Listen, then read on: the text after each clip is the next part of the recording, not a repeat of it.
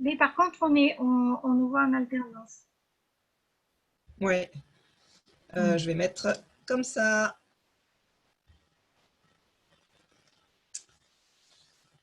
Hop. Alors, je surveille à la fois ça et à la fois là.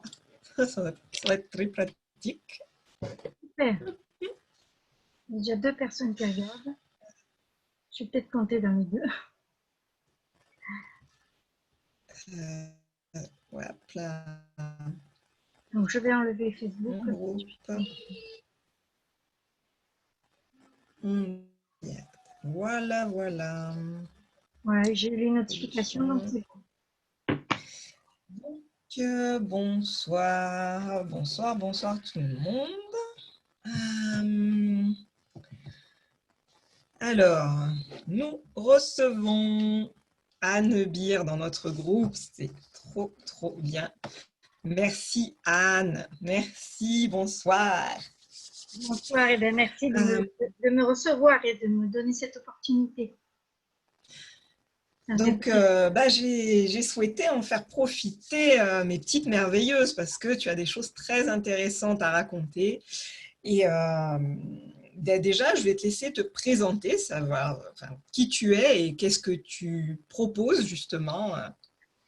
Bien, ben moi Donc, je suis donc Anne Beer, je suis thérapeute et je suis aussi formatrice. Donc je suis thérapeute depuis 20 ans. J'ai fait parallèlement depuis 36 ans, mais en 38 cette année, le métier de kiné que j'ai arrêté maintenant il y a 2 ans.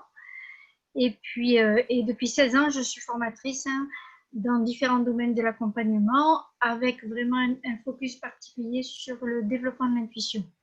Voilà. Et dans le cadre de la thérapie, j'ai mon péché mignon qui est l'accompagnement des couples. Voilà. c'est ça, c'est C'est ça. ça. Ouais. Et à ce sujet-là, On en donc, reparlait justement au cours de l'interview parce que effectivement, tu proposes d'accompagner les couples et tu as une approche qui est assez particulière et que je trouve intéressante parce qu'elle est très fine. Voilà, donc on va en reparler un petit peu. Donc oui, ce soir, en fait, ben, je t'ai convié pour parler justement de ces énergies féminines et masculines qui nous habitent oui. euh, et comment en fait, comment elles s'harmonisent, etc. Donc déjà, est-ce que toi, tu as une définition pour ces énergies, enfin, ces Alors, formes entre le ouais. féminin, le masculin? Est-ce que toi, tu as une définition ou une représentation peut-être? En fait, il y a plein de, il y a plusieurs grilles de lecture à ce sujet. Il y a ce qu'on entend souvent, à savoir, oh, cette femme est masculine ou cet homme est féminin, sous-entendu Mm. efféminé ou masculinisé pour la femme. Et c'est souvent péjoratif. Et, euh, et moi, je ne vais pas mettre ça sous ce vocable-là. On a tous un féminin et un masculin à l'intérieur de nous et on a besoin des deux. Oui. Et, euh, Ah bah oui. et, euh, mais le masculin de l'homme ne ressemble en rien au masculin de la femme et le féminin de la femme ne ressemble en rien au féminin de l'homme. C'est autre chose, c'est différent. Alors, Ah, c'est intéressant. ils sont d'un ordre très général. Si on regarde le masculin de l'homme, c'est l'action. Le masculin de la femme, ça va être le mouvement. D'accord. Donc, action-mouvement, ça pourrait être la même chose. Mais c'est le passage à l'acte chez l'homme qui est masculin, où il est le plus masculin. Et chez la femme, ça va être le mouvement. La danse, par exemple, mais ça peut être un sport, ça peut être un art martial, ça peut être plein de choses que font les femmes. Hein. Mm. Se déplacer d'un endroit à l'autre, marcher, c'est masculin. Même D'accord. si on le fait de manière esthétiquement féminine. En gros, si on a des talons hauts de 10 cm et que on marche en chaloupant des hanches, et ben on est quand même sur notre polarité masculine à nous les femmes, qui, encore je redis et j'insiste, qui n'a rien à voir avec les hommes. Et si on regarde le Ok. féminin des femmes, le féminin de la femme, ça va être la créativité, et le masculin de l'homme, ça va être la clarté. Ah, la clarté alors. La clarté. Il Ça a veut dire. besoin de clarté, mais on voit que c'est complémentaire parce qu'il a besoin de clarté pour passer à l'action. S'il passe à l'action en aveugle, ça va capoter, Oui, ça va rater. Donc, il va avoir mais besoin là, de clarté pour pouvoir mener à bien son action. Chez la d'accord. femme, c'est Et la beaucoup femme, moins, chez la femme, c'est beaucoup moins marqué parce qu'on peut dire la créativité, qu'est-ce que ça a à voir avec le mouvement? Ben, on fait un mouvement hein, quand on crée. Que ce soit créer un mouvement de danse, que ce soit on fait un geste quand on met de la peinture sur une toile, on fait un geste quand on oui, dessine, on fait un geste quand on sculpte ou quand on modèle. Tu vois? Et du d'accord, c'est coup, ça le lien. c'est ça le lien, hein, en fait. Après, il y a d'autres, il y a une autre encore grille, il y a une autre grille de lecture qui est la grille de lecture énergétique. Nous avons trois grands canaux énergétiques. On en a un qui est central et rectiligne, c'est Sushumna. Et on en a deux autres qui sont Ida et Pingala. Ida étant le courant énergétique féminin, Pingala étant le courant énergétique masculin. Et ça va rejoindre une grille de lecture organique qui veut que toutes les parties qui nous permettent d'avoir des expressions. Par exemple, quand je parle maintenant, je suis sur ma polarité masculine parce que Ça va vers sort, l'extérieur. ça va vers l'extérieur. Quand j'inspire, je suis sur ma polarité féminine. Quand je fais pipi, je suis sur ma polarité masculine. Quand j'accouche, je suis au summum de ma polarité masculine. Ah, ça me fait plaisir que tu dises ça parce que personnellement, comme j'ai accouché 4 fois, j'ai une bonne expérience et j'ai Oui, toujours vécu ce moment en fait comme une épreuve sportive en fait. J'avais vraiment, c'est tu sais, ça. cette sensation d'être plus voilà, dans la force et vraiment dans la puissance, vraiment, Oui, de c'est ça. l'expression, quoi. C'est ça. C'est ça.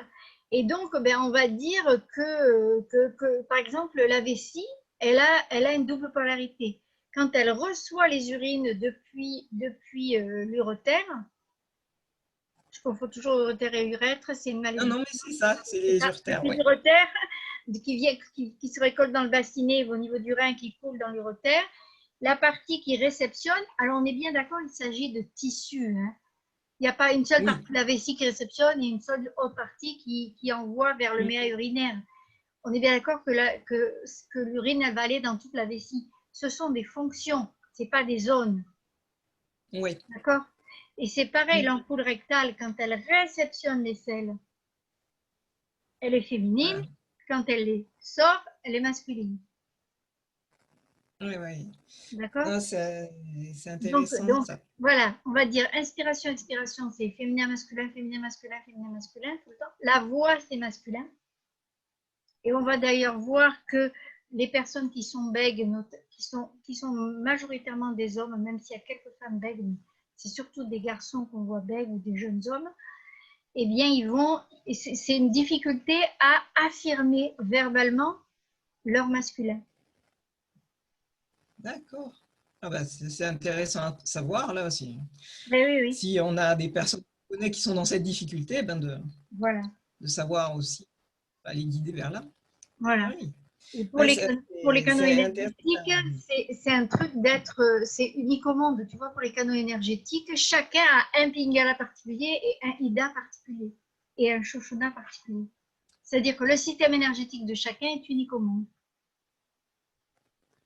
Ah, ça me plaît comme idée, hein. J'aime bien l'idée qu'on est tous différents et qu'on doit tous être traités C'est une différemment. réalité. On a un ADN. Si on faisait un cariotype à chaque être humain, il serait différent. Je crois que même Oui. chez les jumeaux homozygotes, il y a peut-être une variante. Ils ont le même cariotype. Est-ce qu'ils ont les mêmes empreintes digitales? J'en sais rien. Mais en tout cas, ils n'ont Euh, certainement pas le même mode de pensée. non, et puis de toutes les façons, l'expression génétique peut être différente. Même avec le même Le même, gène, les gènes, ils peuvent la façon de s'exprimer le différemment. vivre. Exactement. Exactement. Voilà. Donc Donc voilà. voilà sur en gros les grandes grilles de lecture. Moi, en tout cas, j'en ai trois. Jung, il a une autre vision, mais que je connais assez mal. Lui, il parle de l'animus et de l'anima. Oui, Euh, et, euh, et là, on va dire, ça ressemble plus à la vision de Jung de quelqu'un qui va fonctionner comme un homme ou quelqu'un qui va fonctionner comme une femme. oui, tout à fait. Ouais. Là, on va plus avoir cette fonction-là. Et je pense que, par exemple, chez les gens qui seraient transgenres, il peut y avoir quelque chose de cet ordre-là. Un homme qui se retrouve avec un anima ou une femme qui se retrouve avec un animus, par exemple. C'est une hypothèse que je pose là. Mais c'est à étudier. Hein. Moi, Oui, non, mais ça fait sens. je n'ai pas eu, comment dire, je crois que j'ai eu une fois quelqu'un qui était transgenre en thérapie, mais on n'a pas travaillé sur le transgenre, on a travaillé sur d'autres choses.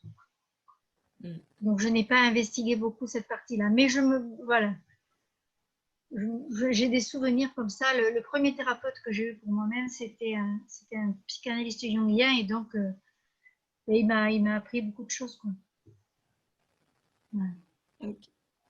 Eh ben, du coup, ça m'amène une autre question, à savoir justement, comme c'est ce masculin qui va vers l'extérieur et ce féminin qui va vers l'intérieur, énergétiquement parlant, Oui, est-ce même que ça fait physiologiquement. partie des choses? Oui, mais est-ce que ça fait partie des choses qui ont construit finalement la vision de la société aujourd'hui et qui est finalement relèverait d'une certaine normalité? Ou est-ce qu'il s'agit uniquement finalement de modes de fonctionnement et qui ne sont pas, des visions Oui, là tu me poses deux questions dans la même question en fait. oui. C'est-à-dire, il y a la partie physiologique où c'est clair, c'est-à-dire l'inspiration, expiration, tout ça. Après, tu as les modèles, c'est-à-dire chaque individu étant unique, eh ben, il a des parents uniques, forcément, et selon ce qu'il aura vécu et ce qui lui aura été transmis, il va développer. Admettons, tu es une petite fille qui vient au monde après un petit garçon qui est décédé. Ah, Eh bien, elle va enregistrer très rapidement que pour... Les parents sont dévastés, on est d'accord? oui. Les parents sont dévastés, ils sont dans le deuil de cet enfant. Cet enfant, ce nouvel enfant arrive, c'est une petite fille, elle arrive sur un terrain de désespoir des parents. Et très très vite, elle va enregistrer que pour être aimé, il faut être un garçon. Mm. Premier postulat. Deuxième postulat, pour être aimé, il faut être mort. Oui, c'est Ben gay. oui. Donc, on pourrait faire une seule phrase, pour être aimé, il faut être un garçon et être mort. Puisque ses parents, l'énergie, comment dire, le sentiment des parents est complètement cramé par la Mm. souffrance. Et du coup, tu te retrouves à avoir... ouais, tu te retrouves à... T'es perdu comme enfant quand tu arrives dans une famille comme ça, où les parents sont dévastés par un deuil insupportable. C'est pas dans l'ordre des choses de perdre un enfant. Et du coup, quand tu le perds, eh ben, tu peux être en colère, tu peux trouver ça injuste, tu peux être, pour ceux qui sont croyants, ils peuvent même être en colère contre Dieu, tu vois. Mm. Donc ça va créer un prérequis chez la petite fille, qui peut, quand elle est grande, enfant d'être un garçon manqué, et plus tard d'être une femme à tendance masculine. Mais ce ne sera pas les deux aspects dont je parle au début, c'est-à-dire le mouvement et la créativité. Elle ne va pas favoriser le mouvement aux dépens de la créativité. C'est plus une question de modélisation.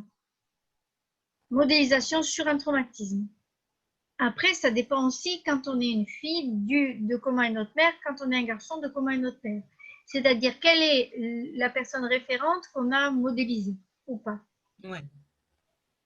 Et ça joue. J'ai une question. Ah, pardon. Tant pis. Excuse-moi, j'avais pas vu, t'avais pas terminé. Non, c'est pas grave, vas-y. Il y a France qui demande, est-ce que cette conception de l'énergie féminine et masculine n'a pas été décidée par des hommes en fonction d'un modèle qui leur convenait et qui était facile d'imposer aux femmes? Alors, ce modèle-là, avec Ida et Pingala, c'est un modèle qui a plus de 5000 ans. Hein. C'est plus ancien que la médecine chinoise. Donc, c'est extrêmement ancien. On le retrouve dans les écrits hindouistes et bouddhistes. Alors évidemment, à un moment donné, ça dépend. Il y a eu des périodes où c'était le matriarcat qui était en place, donc il faudrait vérifier. Mais de toute façon, il y a les deux, donc c'est à l'équilibre. Le but, c'est pas d'avoir que Ida ou que Pingala, le but, c'est d'avoir les deux et qu'ils fonctionnent et que l'énergie circule dans les deux sens. On pourrait dire qu'il y a un côté lune, au lieu de l'appeler féminin et masculin, on pourrait dire qu'il y a un canal énergétique lunaire et un canal énergétique solaire. Ben, peut-être que justement, ça permettrait de se libérer en fait Oui, de certaines images et de certains stéréotypes. c'est sûr. Mais c'est surtout en Europe, hein, dans les pays occidentaux, qu'on se pose ce genre de questions. Ailleurs, on utilise le truc et puis on ne se pose pas la question, est-ce que c'est un homme qui a créé ce truc? Est-ce que c'est vraiment bien ce truc? Tu vois ce que je veux dire? Tu vois ce que je veux dire? Moi, je m'en sers techniquement dans mon travail. D'accord. Tu vois, puisque je travaille avec l'énergétique. Voilà, c'est ça. Moi, je m'en sers techniquement. Il y a un moment, j'arrête de me poser des questions sur le genre. Tu vois qu'on a donné à telle ou telle partie. On dit un chakra, on dit un corps subtil, mais on dit une aura. Mm. Et une aura, c'est l'ensemble des corps subtils. Donc bon, on dit l'énergie. L'énergie, c'est féminin, l'énergie de vie. Hein. Même l'énergie solaire, c'est féminin aussi. Comme quoi, hein.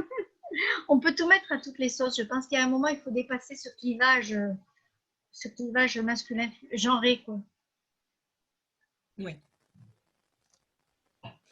Moi, j'ai une autre question. C'est quand tu vas réprimer, justement, bah, on parlait de cette petite fille qui arrive dans un contexte compliqué, tu vas réprimer cette partie féminine ou masculine Oui. en toi. Il va comment dire, qu'est-ce qui peut se produire potentiellement? Alors, ce qui peut se produire potentiellement, c'est que, par exemple, cette petite fille, elle peut rechercher. Alors, je vais parler de l'homosexualité, mais pas de l'homosexualité sexuelle, pas de l'orientation sexuelle. Je vais parler, par exemple, des bonnes sœurs qui habitent toutes dans un couvent. Elles sont dans une homosexualité de fonctionnement. Elles ne sont qu'avec des femmes. D'accord. Tu vois, bon, maintenant, l'armée se féminise, mais à une époque, il n'y avait que les hommes qui allaient à l'armée. C'est aussi un lieu d'homosexualité. Je dis bien, pas d'orientation sexuelle, pas de pratique sexuelle, mais intellectuellement, c'est ça. Une femme qui ne lirait que des bouquins écrits par d'autres femmes, elle a une homosexualité intellectuelle. Un homme qui ne serait que dans un milieu d'hommes, il a une homosexualité intellectuelle aussi. Oui.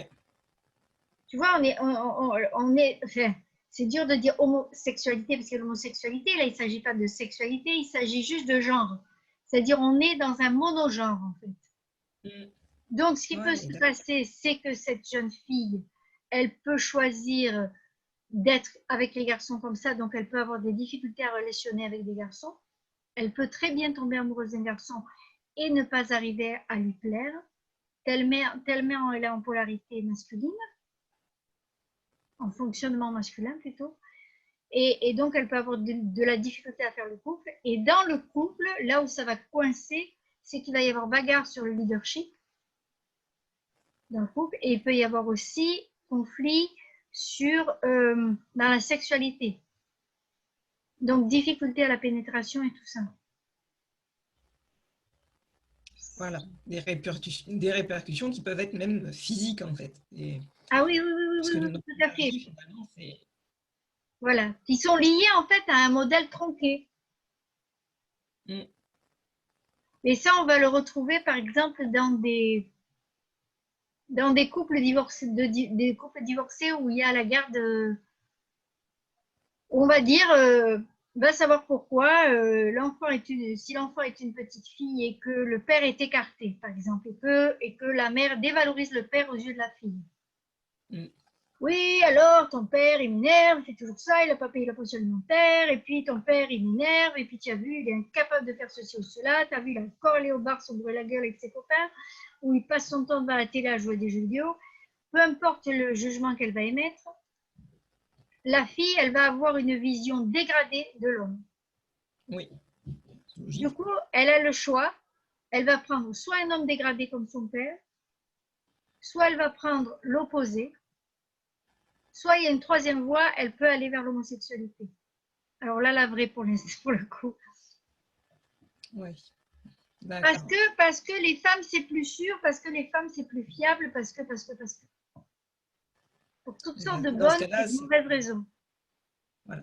Dans ce cas-là, on n'est pas dans une forme d'homosexualité qui serait, j'allais dire saine, entre guillemets, mais qui serait en fait appropriée. Elle serait en fait acquise, quoi. Elle viendrait de la situation et pas de... Oui, elle viendrait de la situation et des conclusions qu'en a tiré la gamine à l'intérieur d'elle. Hmm. Tu vois, moi, je me souviens, j'avais un père difficile et je voulais surtout pas quelqu'un comme mon père. Hmm. Oui, oui, oui, Bon, non, c'est du vrai que coup, c'est j'ai quelque pris un chose. mec comme ma mère, c'est pas mieux, quoi. J'avoue que quand tu as parlé de la deuxième solution, je me suis dit la deuxième solution, c'est comme la mère, en fait. Parce que... Alors, alors non, la deuxième solution, en fait, on peut voir des grands types de comportements, à savoir que quand tu ne supportes pas quand ton père, quand tu souffres dans la relation à ton père, soit tu prends le même parce que c'est pas parvenu à la conscience, soit tu prends l'opposé parce que c'est parvenu à la conscience. Mais c'est toujours une référence au père, à ce père-là. Hmm. Pour moi, quand il y a le travail de la conscience supplémentaire avec de la thérapie, à ce moment-là, tu n'es plus obligé de prendre un modèle ou son contraire, tu es libre de prendre quelqu'un d'autre. Tu vois? Hmm. Tandis que tant que tu es en référence, je bouge un peu, tant que tu es en référence au père, eh ben, tu prends le même ou l'inverse. C'est-à-dire, c'est les deux faces de la même médaille. Ouais, d'accord. Ah bon, non, non, bah, c'est intéressant à savoir parce que Oui, oui. pour moi, il n'y avait pas forcément de... Comment dire? La référence n'était pas forcément le père, mais là, bon, ce que tu Non, viens de mais dire, c'est... là, on parle d'un cas où c'est une gamine Oui, oui, là, il y a eu un qui père était au dysfonctionnel. départ hétérosexuelle, quoi. Hmm. Mais si ça lui convient pas, ni comme ni l'opposé, elle peut effectivement choisir quelqu'un du même sexe qu'elle. D'accord. Parce que c'est une zone de confort, parce que c'est une zone de tranquillité pour elle, elle n'est pas en danger. Et comme elle a survalorisé sa mère par rapport à son père, et ben du coup, c'est une valeur forte. Hmm. Et elle peut prendre une femme qui est comme sa mère ou l'opposé de sa mère, tu vois, et on rejoue la partie. Ouais. Voilà. Est-ce que ce genre de fonctionnement, on peut le détecter tout seul? C'est-à-dire, est-ce qu'on peut se rendre compte, en fait, de... Jusqu'à un certain point, oui. Mais on a tous cette difficulté-là, c'est qu'on est tous sourds et aveugles à nous-mêmes. Ben oui, tu C'est... sais, c'est comme toi dans tes accompagnements. Est-ce que les gens prennent conscience de comment ils se maltraitent au niveau de leur corps, ou au niveau de leur Hmm. poids, ou au niveau de l'amélioration de leur santé? Je parle même d'améliorer le potentiel des intestins et tout ça. Si tu te rends pas compte, tu vois, moi je pense qu'il faut deux choses. Il faut de la conscience, mais qui s'accroche sur une base éducative. Toi, tu fais de Hmm. l'éducation quand tu donnes du contenu sur ton groupe. Tu leur apprends que s'ils prennent du gluten, il va y avoir tel et tel effet sur les organes, et que s'ils n'en prennent pas, voilà ce qui va se passer. Non, c'est exactement ça, oui. Hmm. Tu vois? Et pareil pour les produits laitiers. Oui, Tu tout vois? à Donc, fait. voilà. Moi, j'ai baigné là-dedans, donc c'est des choses que je connais, mais tu vois, même moi qui baignais là-dedans, on avait des parents qui ne nous donnaient pas de lait de vache. On avait droit à avoir du chèvre et du brebis, mais pas de lait de vache. Et on prenait du pain, mais très très peu. Moi, j'ai été éduquée à pousser avec mon couteau, pas à pousser avec le bout de pain, tu vois. Hmm. Et très très vite, on a eu du pain complet, plutôt du pain de seigle. Bon, ils n'avaient pas la notion du gluten encore à l'époque, mes parents. Ce sont des gens qui ont qui ont 95 et 90 ans, 96 ans. Tu vois, mon père, il aurait 95, ma mère, elle a 96.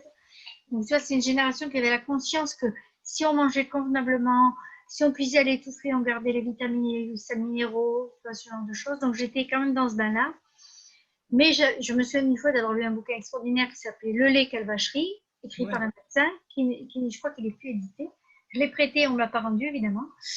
Et il expliquait que les troubles gynéco que ça donnait, les troubles cérébraux que ça donnait, les troubles du sommeil, les problèmes de nervosité. Il ne parlait pas que du digestif, il parlait de plusieurs autres systèmes qui étaient affectés par le lactose, en fait. Quand Ouais. j'ai lu ça, je me suis dit, génial! Tout ce qu'on peut régler rien qu'en arrêtant ça. Mais si tu ne le dis pas, toi, Estelle, la personne, elle ne va pas le Oui, savoir. Pas forcément. Si elle s'est pas intéressée à ça par elle-même, si elle n'a pas été curieuse de ça, ben, elle ne va pas y aller. D'elle-même, je veux dire. C'est pour ça que c'est ça, ouais. il y a un manque il y a une méconnaissance, on va dire. Il y a des tas d'idées reçues sur le Mm. couple, autant que dans l'alimentation, on va dire Oui, quasi. c'est sûr. Et on est prisonnier de ces idées reçues. Donc, s'il n'y a pas un jour, tu ne vas pas écouter une conférence, lire un bouquin, ah tiens, il dit des drôles de trucs, celui-là, je vais regarder. Tu vois? Donc, pour moi, c'est difficile de C'est régler ça toute seule. Tu peux avancer, mais à un moment donné, il faudra un professionnel qui connaît son boulot. ok, on est d'accord. Bon. Euh, quand il s'agit d'équilibrer justement énergétiquement, est-ce que ça se fait uniquement par un travail de thérapie? Est-ce que tu utilises d'autres techniques? Comment ça marche en fait? Je veux dire, une thérapie de couple. Ben, en tout Alors, cas, cet équilibre en soi, quoi. Déjà du masculin, du féminin, alors et d'abord, moi, je ensuite, travaille beaucoup sur la prise de conscience au départ. mm, Et sur la prise de conscience, après, je fais beaucoup de travail symbolique. Et ensuite, sur le plan énergétique, je vais plutôt faire des vérifications que ça circule bien dans tous les canaux et voir s'il n'y a pas des endroits où ça coince et voir s'il n'y a pas des endroits où il n'y a pas telle énergie qui est privilégiée aux dépens de telle autre. Mais que ouais, les énergies qui viennent du soleil et les énergies qui viennent de la terre sont, font tout le circuit toutes les deux. Quoi. ouais, Voilà. d'accord. C'est plus une vérification et une invitation à prendre conscience du mouvement de l'énergie en soi. Donc de commencer à développer un ressenti subtil. Voilà, mais je fais faire des exercices physiques par exemple aussi. Tu vois, quand j'ai les couples en immersion chez moi, si on peut aller en extérieur cet été, ben, je peux en parler puisque Émilie et Joseph ont fait un post là-dessus. Enfin, j'ai fait un post avec leur autorisation où je les ai pris en photo en train de faire des exercices, tu sais. Et ils ont beaucoup aimé, tu vois, j'aurais fait faire des exercices dans l'eau, sur la plage, ils ont fait des exercices de combat, ils ont fait des exercices de confiance, ils ont fait des exercices de lâcher prise. Tu vois, il peut y avoir des choses très physiques aussi. Ça doit être confrontant, ça, non? Ah oui, ça pique un peu des fois, oui, oui. Mais de toute façon, la thérapie de couple, c'est forcément confrontant parce que si tu viens, c'est que tu tiens à ton couple, mais que ça marche mal. Mm. Euh, et donc, ben, justement, dans cette approche là, de la thérapie, on va dire, ouais, de soutenir le couple, etc., Oui. est-ce que pour toi, il y a des modèles à retenir ou au contraire à écarter? Tu veux dire un modèle qui serait une sorte d'idéal de couple auquel on pourrait se référer? Oui. Alors non. Alors non. C'est comme quand on plonge du plongeur du 10 mètres à la piscine. C'est, Mm. je crois que la manière d'être en couple, elle a été inventée par les partenaires de ce couple Mm. et à créer et à inventer. Et je pense qu'il y a autant de manières d'être en couple qu'il y a de couples.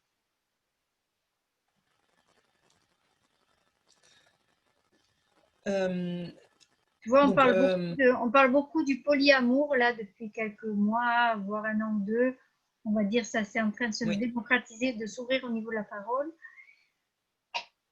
Ben oui, il peut y avoir des couples où il y a des polyamoureux, où il peut y avoir des bisexuels, il peut y avoir, voilà. Tout dépend des Mm. accords qu'on passe. Ce qu'il faut, c'est que chacun respecte ses besoins, son désir et se sente respecté par l'autre. Et donc, quand tu as ben, voilà, ces gens que tu reçois qui vont avoir des difficultés, en fait, Oui, est-ce qu'il y a un travail intérieur sur chacun? Est-ce que tu oui, oui, fais, c'est ça. Moi, tu penses... je fais des séances individuelles avec chacun. En fait, quand j'accompagne un couple, je crois que mon offre la plus longue, c'est 3 mois. Chaque semaine, on fait une séance individuelle chacun. et une séance de couple pour clôturer la semaine. Et on redémarre la semaine d'après et ainsi de suite. Donc, chacun a sa séance D'accord, individuelle et sa séance de couple. Voilà. Oui, oui, d'accord. parce que quelquefois, Ouais, ce que je vais travailler, il n'y a pas de raison que l'autre y assiste parce qu'il va s'ennuyer ferme, quoi. Autant le libérer. Et puis, quelquefois, chacun, on a besoin d'évoquer des choses de façon personnelle et sans que l'autre soit au courant. c'est totalement vrai, oui. Tu vois, il y a une notion que j'essaie de faire développer aux couples que j'accompagne, c'est la notion d'avoir un jardin secret. Beaucoup de couples pensent qu'il faut tout se dire parce qu'on s'aime. Et moi, je pense que non. On peut avoir des choses qui sont que pour nous et à notre usage exclusif. Il y a des pensées qui sont à nous. C'est pas des pensées qu'on cache vis-à-vis de l'autre, c'est des pensées qui sont juste entre nous et nous, quoi. Entre soi et soi. Mm. Moi, quand je Oui, suis voilà, en train de somnoler et que je réfléchis à des trucs pour mon boulot, je m'imagine mal les partager avec quelqu'un, tu vois. ouais. C'est le moment de l'élaboration, c'est le moment du chantier, tout ça. Si je fais un rêve où je vois Bambi et sa maman, ben, ça me concerne. C'est pas, tu vois ce que je veux dire? C'est, voilà, si j'ai envie de le partager, je le partage, mais si j'ai pas envie, c'est tout aussi bien de pas le partager. C'est ça que je veux dire, il faut se sentir libre à ce sujet-là. Ça veut pas dire Ouais, ouais. dissimuler des choses, on est bien d'accord. Mais c'est des choses qui nous concernent que nous-mêmes, que soi, on va dire, bon, on peut les garder pour soi. Ça n'est Mm. pas tromper l'autre, ni dissimuler, ni mentir.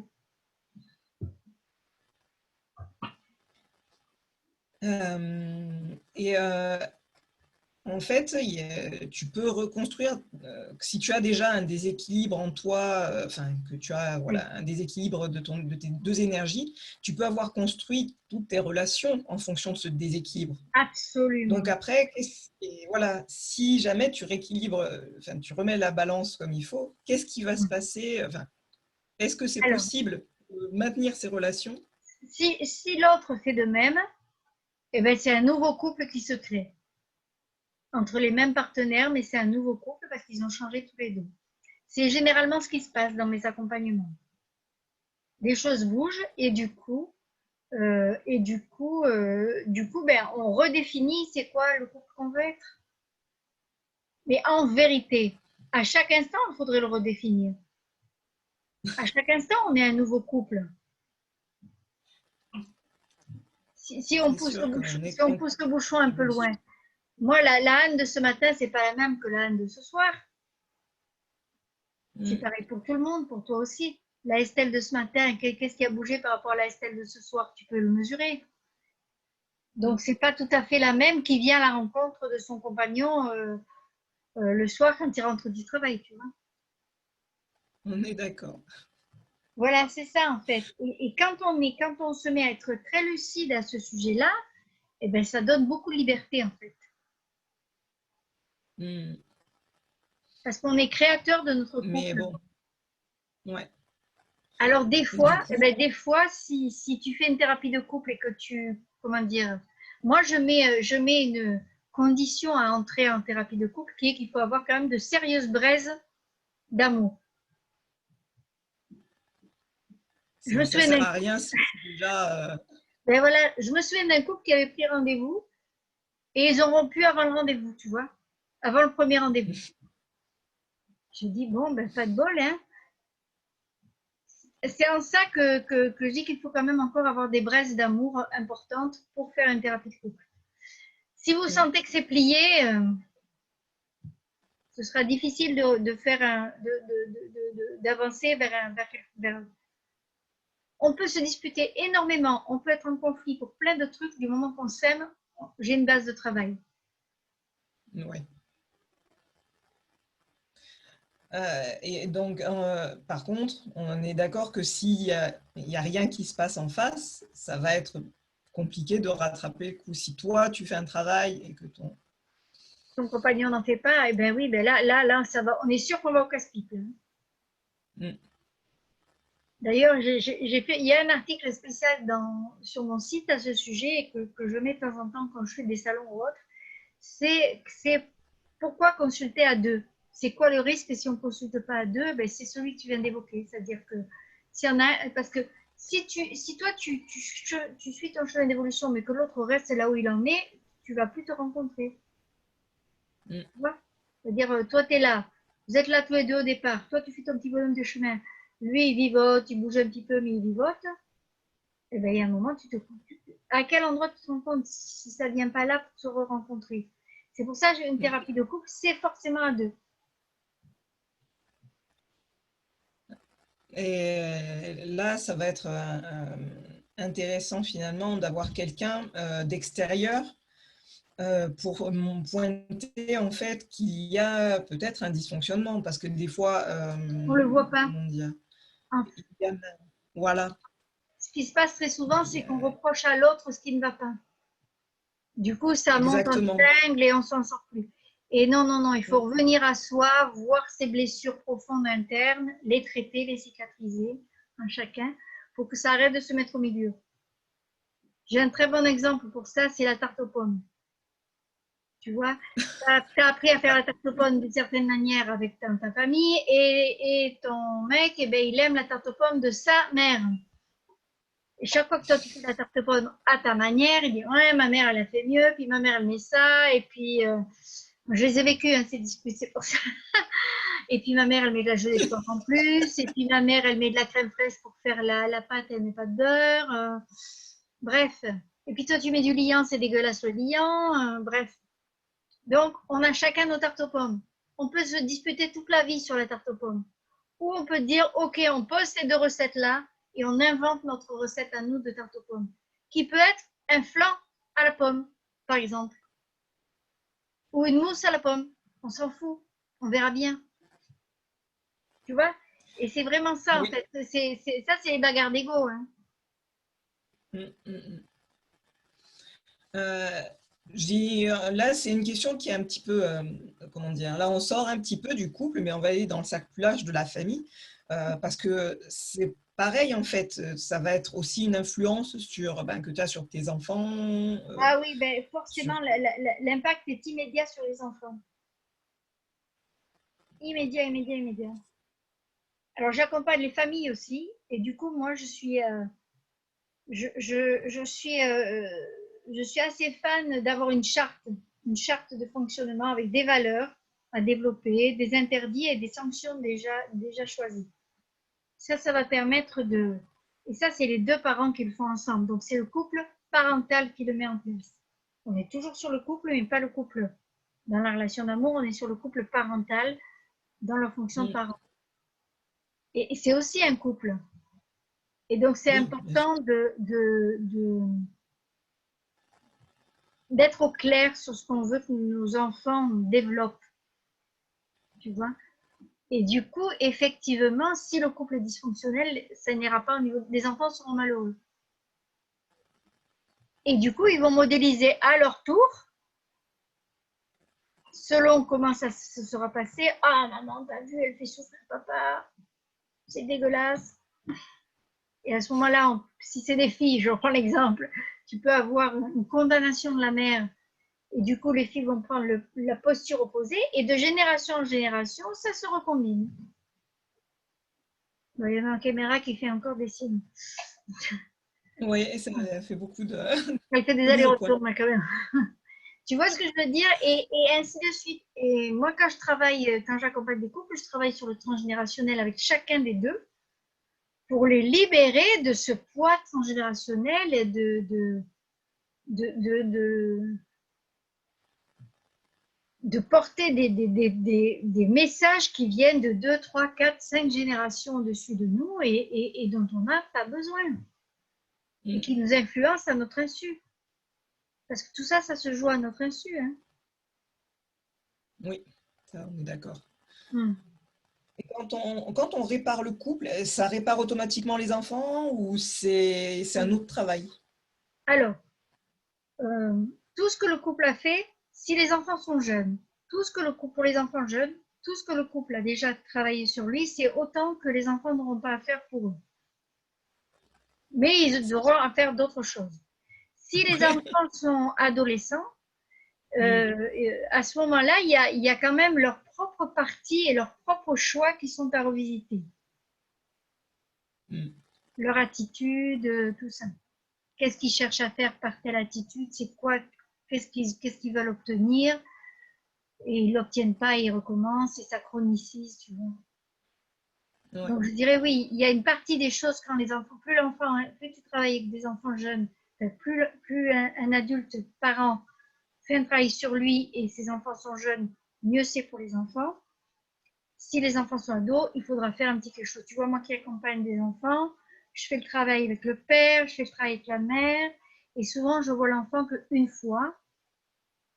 Je lui re-raconte son histoire familiale et où je me sers d'objets, de figurines, de toutes sortes de choses, et je lui fais restituer tout ça à ses parents pour qu'il arrête de le porter pour les parents, parce que les enfants se sacrifient pour nous, hein, pour qu'on aille bien, pour qu'on soit heureux. Et c'est souvent pour ça qu'ils pathologisent. Et donc voilà, et quand il y a des ados, ben, je fais quelquefois 2, 3 séances en plus par rapport à un gamin qui serait au CP, tu vois. Ouais. Je travaille beaucoup avec le dessin. Ouais. Voilà. Là, enfin, j'aimerais bien faire un pont, si tu veux bien, avec ce que je propose, parce que Évidemment. quand tu parlais d'exercice physique tout à l'heure, ça m'a beaucoup plu, hein, le fait que Oui, oui. justement, on travaille, voilà, travaille dans la matière, quoi. Ah ben oui. Et est-ce que tu ne penses pas qu'il y a justement aussi une influence de notre façon de vivre sur notre état intérieur, ces énergies qui se dégradent ou pas? Oui, oui. C'est-à-dire, alors, je pense qu'il y a deux sens possibles. Je veux dire, dans le sens de deux directions possibles. Effectivement, si tu manges de la mauvaise viande et rouge par exemple, qui est bien grasse, et que tu manges beaucoup de sucre, et que tu prends des produits laitiers, et que tu bouffes beaucoup de pain, tu vas effectivement encrasser ton organisme et tu vas moins bien gérer les émotions. On est OK. Disons que tu désencrasses complètement ton corps. Tu as un corps qui est nickel chrome à l'intérieur. Je ne sais pas si c'est vraiment possible, mais bon. Admettons qu'il soit nickel chrome. Je veux dire, est-ce qu'on arrive à... Tu sais, c'est ce mythe de la pureté, quoi. Donc, voilà, c'est juste là-dessus que je rebondis. Admettons que tu as un corps qui est nickel chrome. Si tu ne comprends pas pourquoi tu as l'émotion, avoir le corps nickel chrome ne suffira pas. Ben, oui. Alors, on va dire d'avoir un corps avec plein de toxines, ça aggrave la situation. De l'avoir sans toxines, ça allège la situation, mais ça ne réglera pas le problème émotionnel, selon ma vision des choses. Donc, pour moi, on a des disciplines qui sont complémentaires. Pour moi, il faut faire les deux. Voilà. C'est un tout. On ne peut pas être qu'un corps, qu'un esprit, donc forcément, voilà. Faut agir pour arriver à avoir un état global qui soit. Voilà, c'est ça. C'est Parce ça, en que, fait. effectivement, c'est ce que j'essaye un peu d'expliquer aussi dans mes vidéos, parce que je parle effectivement beaucoup d'alimentation, etc. Mais j'essaye aussi de porter sur cette idée qu'il faut prendre soin de soi d'une manière globale. de ses émotions, voilà, de ses de son ressentis, esprit. voilà, de ses croyances, de ses traumas. Voilà. D'ailleurs, on le voit, hein, les gens qui sont addicts au sucre, ils ont besoin d'aller nourrir la zone de la récompense. Hein. C'est ça. Ben oui, c'est ça, l'addiction au sucre, c'est ça. Hein. On vient se soulager, on vient chercher un soulagement. Oui, c'est quelque chose qui c'est tellement réel en fait que moi ça m'énerve un peu des fois quand je vois passer des pubs pour des programmes où on te dit que tu vas te détoxifier du sucre en 3 semaines, etc. Il suffit de suivre un programme de recettes. Si tu fais pas un travail à côté un vrai travail sur les émotions, le stress, etc. Eh ben, ça tient Tu vas retomber dedans. Oui, ben oui, oui, oui. Moi, je remarque, tu vois, les périodes où je suis célibataire, mon addiction au sucre, elle monte en flèche. Les périodes où je suis en couple, j'ai pas envie de sucre. Tu vois, comme quoi, hein. Euh, c'est la fameuse image du chocolat qui compense les... C'est ça, c'est ça. Alors, j'ai quand même trouvé une astuce. J'arrête d'en acheter quand même. Ça, c'est sûr. Ça aide un peu quand même, hein. Donc oui, je pense on a des, tu vois, quand on parle aussi, enfin, nous, on est assez proche des milieux de coaching, hein, Estelle. Et Oui. c'est vrai que, tu vois, le coaching, la thérapie, les accompagnements, le travail alimentaire, enfin, et les exercices physiques, c'est un ensemble, tu vois. C'est clairement, voilà, moi, enfin, moi c'est ce que j'adore en plus, c'est ben, voilà, c'est pour ça que je fais venir des personnes comme toi, parce que je pense que c'est justement l'ensemble de ces visions, le fait qu'elles se croisent, qu'elles se rencontrent, qui permet aux gens d'avoir vraiment Oui, un panel d'informations qui sont cohérents, quoi. oui, oui. Et tu vois, si on revient sur j'ai une anecdote marrante qui s'est reproduite plusieurs fois, donc sur l'histoire du masculin et du féminin, de la femme et de l'homme, et de ce que ça donne en dysfonctionnement. Je faisais un jeu avant, c'est-à-dire que avant de recevoir mes clients, le couple qui allait arriver, je décidais à l'avance de quel allait être le siège de monsieur et quel allait être le siège de madame. Moi, je décidais. Je disais, voilà, ça c'est le siège pour lui, ça c'est le siège pour elle. Parce qu'il se trouve que pour l'instant, je n'accompagne pour l'instant que des couples hétérosexuels. Je ne suis pas fermée du tout à accompagner des couples homosexuel, mais bon, pour l'instant, ça ne se trouve pas. Et du coup, je décidais du siège de monsieur et du siège de madame. Et quand j'arrivais, systématiquement, les nanas venaient se mettre sur le siège du mec. J'avais déjà une belle orientation de ce qui se passait dans leur couple. Mais vraiment. Et du coup, je regardais et effectivement, le mec était complètement soumis. La nana était dans une surpuissance débordante. Mm. Et quand j'essayais de parler au gars, c'est la fille qui répondait. Et quand je disais, mais bon, vous vous occupez de vos enfants le matin? Ah ben non, elle veut pas, elle dit, je vais mal faire. Et c'est vrai qu'il faut qu'ils se débrouillent mal, les mecs. Moi, je me souviens quand mes filles partaient à l'école, coiffées par leur père, à la queue de cheval, il y avait la moitié des cheveux qui étaient pris dans l'élastique. Elles étaient habillées à la 642. Mais c'est pas grave. Ça n'a pas d'importance que l'enfant il soit mal coiffé et habillé à la 642. Ce qui est important, c'est qu'il partage quelque chose avec son père à ce moment-là, qui est de l'ordre du quotidien, de l'habillement, du coiffage. Bon, ok, les cornflakes ont été un peu trop trempés dans le lait végétal. Hein. Ben, on s'en fout. On s'en fout, c'est pas ça qui est important. Ce qui est important, c'est de passer du temps avec le père et de passer du temps avec la mère. Mm. C'est pas une a raison, l'autre a tort. Et ça, je l'ai vu beaucoup dans une tranche d'âge qui est en gros 35-55, donc quand même ça couvre 20 ans. Et où mon ultime argument, parce que ces femmes, elles lâchent pas, elles ont le pouvoir, elles ont le leadership dans le couple, et elles ne veulent pas lâcher. Alors ça commence à changer parce que maintenant, certains hommes disent qu'ils n'ont pas envie d'être des hommes alpha, mais qu'ils n'ont pas non plus envie d'être des sous-hommes. Donc ça, c'est bien, la parole des hommes est en train de se libérer. Et moi, quand j'accompagne un individuel, j'aime beaucoup accompagner les hommes pour leur permettre d'ouvrir la parole à ce sujet-là. Et du coup, mon ultime argument avec ces jeunes femmes, c'était de leur dire, est-ce que vous voulez qu'ils soient un bon amant? Et là, ah ben oui, ça changerait quand même. Parce qu'elles sont cash, hein, les filles, hein, en thérapie. Hein. Et je leur disais, ben écoutez, je crois qu'il n'y a qu'une seule solution, rendez-lui ses couilles. J'en étais à leur parler comme ça. Non, mais tu imagines, quoi. Et, et, et elle me regarde éberluée. Je dis, ben oui, tout ce que vous faites quand vous l'interdisez de faire les choses, vous lui coupez les couilles, vous le castrez. Ah bon? Oui, il faut le laisser faire. Il fera certainement jamais de votre manière. Et même s'il fait le gratin dauphinois, et même s'il est bon, ce ne sera pas votre recette, ce ne sera pas votre manière, et ça n'a pas d'importance. Votre légitimité, il ne faut pas la mettre là-dedans. Il faut la mettre dans la qualité dans votre qualité à être en relation avec l'autre, mais pas dans C'est ma recette, c'est ma manière de coiffer, c'est ma manière d'habiller mes enfants qui est la bonne. Tu vois? Ouais. Et du Moi, ce coup, que j'ai après, entendu dans ce que tu as dit, oui, hmm, oui, parce que du c'est coup, que le tu pensais quoi? leadership, c'est masculin. Non, c'est pas ça. Là, je te parle de quelqu'un qui est en excès.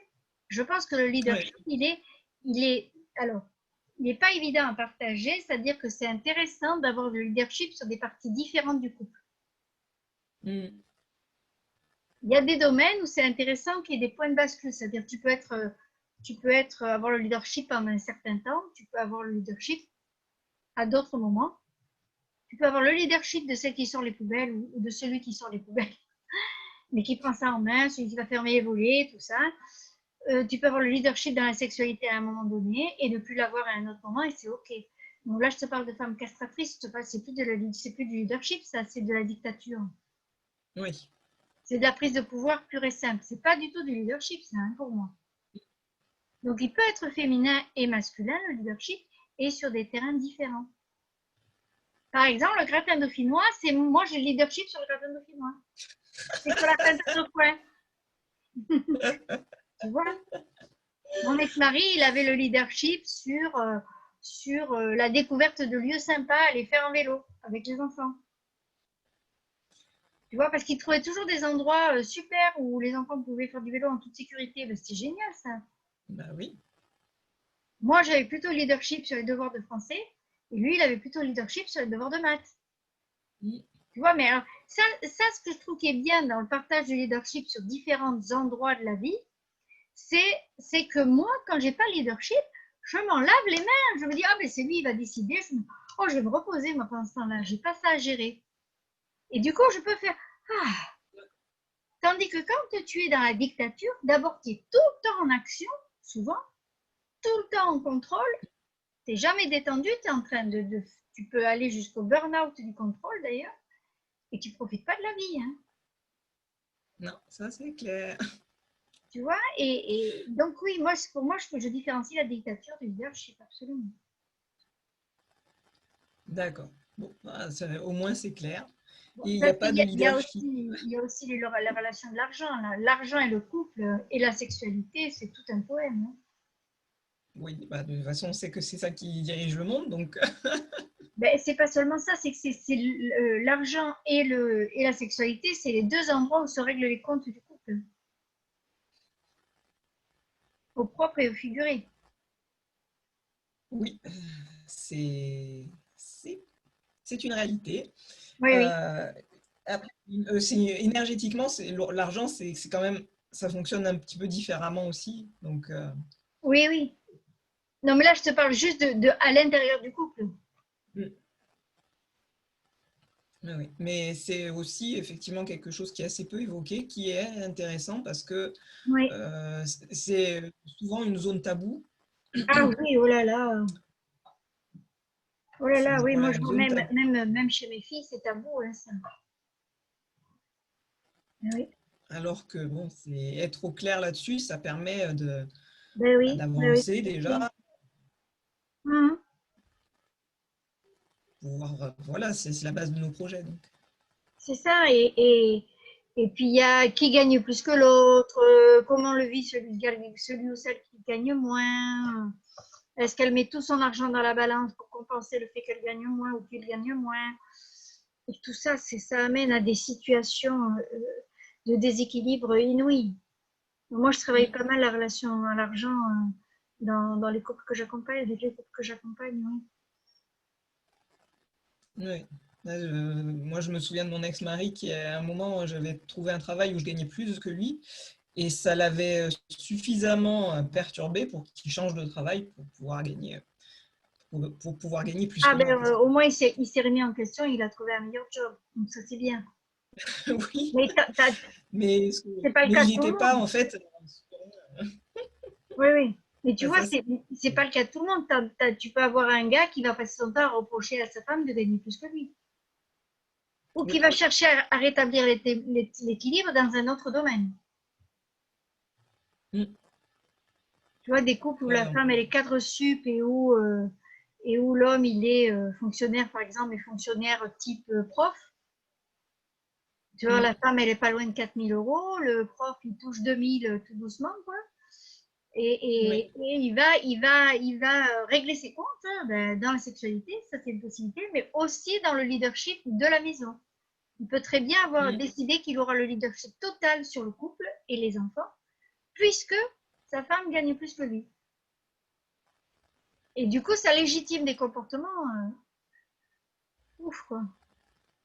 Ouais. Ça, c'est pas évident. Voilà, si tu ne mets pas le sujet de l'argent sur le tapis, Voilà. Et surtout, si tu ne règles pas ta dévalorisation de gagner moins que ta femme, par exemple. Parce que c'est surtout dans ce sens-là que ça pose problème. Dans l'autre, on est habitué dans l'autre, que la femme ah oui, gagne moins oui. que l'homme.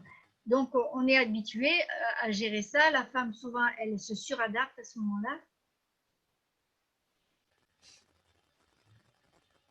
Mais, Voilà. bon. Jusque ça nous emmène le féminin et le masculin. Ouais, mais de toutes les façons, voilà, comme tu le disais au tout début, ce sont deux énergies complémentaires, donc forcément on retrouve ça un petit peu partout. Oui, oui, oui, oui. C'est complémentaire à l'intérieur de nous et ce qui est intéressant, c'est d'être complémentaire avec les hommes et pas égalitaire. Oui, on est d'accord. On est On est d'accord. tous différents et c'est très bien. Ah oui, vive la différence. Hein. Fichtre. Il y a des Je questions? pense qu'on va s'arrêter là. Oui. Est-ce qu'il y a des Euh, questions encore sur le je groupe ou mets- pas? Pardon? Est-ce qu'il y a des questions sur le groupe? T'as regardé ou pas? Non, il n'y a plus de questions. Ok. Donc, Mhm. voilà, je voulais te proposer voilà, un petit mot pour la fin et que tu me dises voilà, ce que je mets en lien en commentaire plutôt Mon sur ton site? site internet. Oui, mon site internet, ce serait bien. Voilà. Voilà. En tout cas, merci Euh, d'avoir ouvert là-dessus parce que c'est la partie qui va impacter le couple dont on parle peu mm, et sur laquelle on va mettre par contre des tas de clichés. Donc c'est bien d'avoir fait la lumière, d'avoir ouvert la porte à la lumière là-dessus. mais merci, c'était très, très intéressant et ça donne plein d'idées aussi sur qu'est-ce que je vais aller fouiller, regarder pour, À l'intérieur de soi, oui. C'est sûr, voilà, pour voir ce qui marche pas. c'est sûr. Et, Avec bienveillance, voilà, bien et puis, entendu, hein, cette recherche. Hein. ah bah oui, oui, ça on est d'accord, hein, on n'est pas là pour se flageller. C'est ça. On a déjà bien assez de choses qui nous tombent dessus de l'extérieur. Voilà, de l'intérieur, Voilà. on prend soin de soi. On ne va pas en rajouter des couches. Hein. Super. Donc, les merveilleuses, je vous rappelle voilà, que Anne, elle accompagne les couples et aussi les personnes qui font un chemin individuel Oui. et que vous avez pu voir toute l'étendue en fait de sa passion. Moi, j'adore justement discuter avec elle parce qu'on sent qu'elle est à fond. Ouais. Ah ben oui, je suis à fond. Il ne peut pas en être autrement. Et puis, donc, j'espère que dans quelques semaines, mon livre sur le couple sera sorti enfin. Ah Voilà. bah, dans ce cas-là, bah, je ferai suivre l'info Dans le groupe. Super. sur le Merci. groupe parce que c'est quelque chose. Moi j'attends de voir quand même. Hein. J'attends le livre. Eh oui. Là, il y a déjà beaucoup de ce qu'on a dit hein, ce soir dedans. Mm, Voilà. d'accord. Voilà. Voilà. Donc, Bon, merci infiniment en tout ben, cas, Estelle. je vais te souhaiter une belle soirée. Merci, toi aussi. Et puis tu m'enverras le fichier alors? Voilà. D'accord, super. Merci beaucoup, Estelle. Bisous, bonne Bonne soirée. soirée tout le monde. Bye. Voilà, j'ai coupé le live. Très bien. J'arrête. Je vais couper l'enregistrement aussi.